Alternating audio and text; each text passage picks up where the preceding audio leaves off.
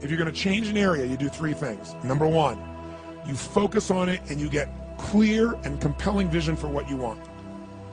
If your body's not where you want it to be, I tell you there's one simple reason. It's not your focus. No, I focus on it. I focus all the time on how fat I am.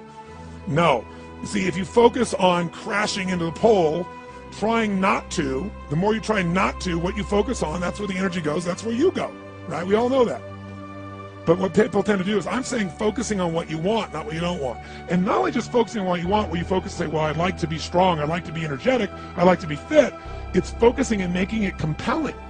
You can't just focus on it. You got to create a clear and compelling future in that area that will pull you towards it, so you're not trying to push yourself. If there's an area you're not improving in, think of three pillars, if you would. Pillar one is, get focused and clear. What's compelling? Where are you? Really? And don't lie. Where do you want to be? And make it so compelling you can't help it. When you wake up in the morning, you want to transform this area of your life. So the quality of your life already is better just because you are so excited about what you're after. When you do that with your body or your emotions or your finances or time or any other area, and you start focusing and you're clear, you're going to have energy. You're going to have drive. You're going to start to do something. How do you make sure what you do really work? Is model someone who's already successful. All the tools I come up with, some I've obviously created, but the foundation came by standing on the shoulders of other giants. I went out and found somebody that's already got the result. Why reinvent the wheel? Success leaves clues.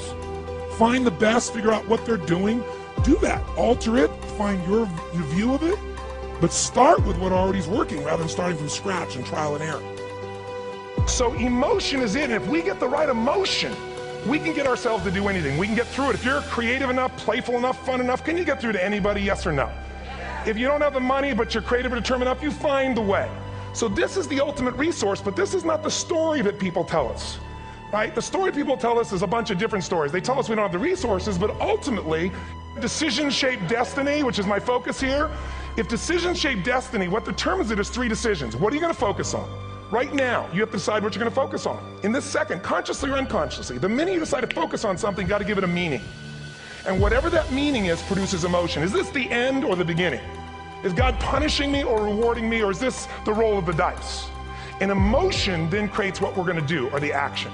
So think about your own life, the decisions that have shaped your destiny. And that sounds really heavy, but in the last 5 or 10 years, 15 years, haven't there been some decisions you've made that if you made a different decision, your life would be completely different? So the bottom line is, maybe it was where to go to work and you met the love of your life there. Maybe it was a career decision. I know the Google geniuses I saw here.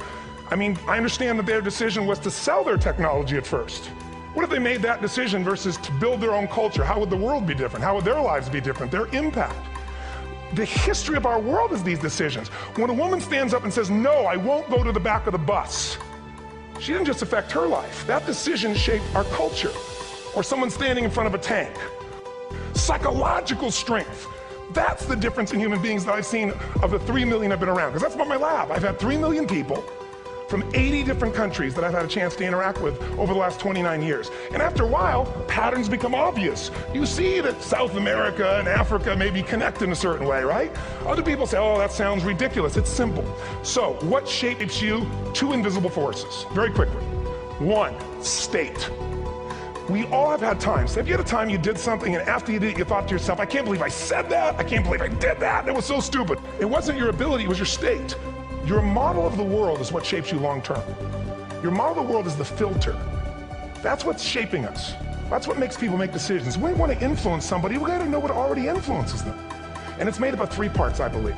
First, what's your target? What are you after? Which I believe it's not your desires. You can get your desires to goals. How many of you got a goal or desire and thought, is this all there is? How many have been there? Say aye. So it's needs we have. I believe there are 6 human needs. Second, once you know what the target that's driving you is, and you uncover it for the truth, you don't form it, you uncover it. Then you find out what's your map, what's the belief systems that are telling you how to get those needs. Some people think the way to get those needs is destroy the world, some people is to build something, create something, love someone. And then there's the fuel you pick. So very quickly, 6 needs, let me tell you what they are. First one, certainty. Now these are not goals or desires, these are universal. Everyone needs certainty that they can avoid pain and at least be comfortable. Now how do you get it? Control everybody, develop a skill, give up, smoke a cigarette? Well, we go for certainty differently. If we get total certainty, we get what? What do you feel if you're certain? You know what's going to happen, when it's going to happen, how it's going to happen. What would you feel? bored out of your mind. So God, in her infinite wisdom, gave us a second human need, which is uncertainty. We need variety. Third human need, critical, significance. We all need to feel important, special, unique. You can get it by making more money. You can do it by being more spiritual. You can do it by getting yourself in a situation where you put more tattoos and earrings in places humans don't want to know. Whatever it takes. The fastest way to do this, if you have no background, no culture, no belief in resources or resourcefulness, is violence. If I put a gun to your head and I live in the hood, instantly I'm significant. 0 to 10, how high? 10. How certain am I you're going to respond to me? 10. Here's what we really need. Connection and love, fourth need. We all want it. Most people settle for connection because love's too scary. Now these first 4 needs, every human finds a way to meet. Even if you lie to yourself, you need to have split personalities. But the last 2 needs, the first 4 needs are called the needs of the personality, is what I call them. The last 2 are the needs of the spirit. And this is where fulfillment comes. You won't get fulfillment from the first 4. You'll figure a way, smoke, drink, do whatever, meet the first 4. But the last 2, number 5, you must grow. We all know the answer here. If you don't grow, you what? If a relationship's not growing, if a business is not growing, if you're not growing, it doesn't matter how much money you have, how many friends you have, how many people love you, you feel like hell. And the reason we grow, I believe, is so we have something to give of value.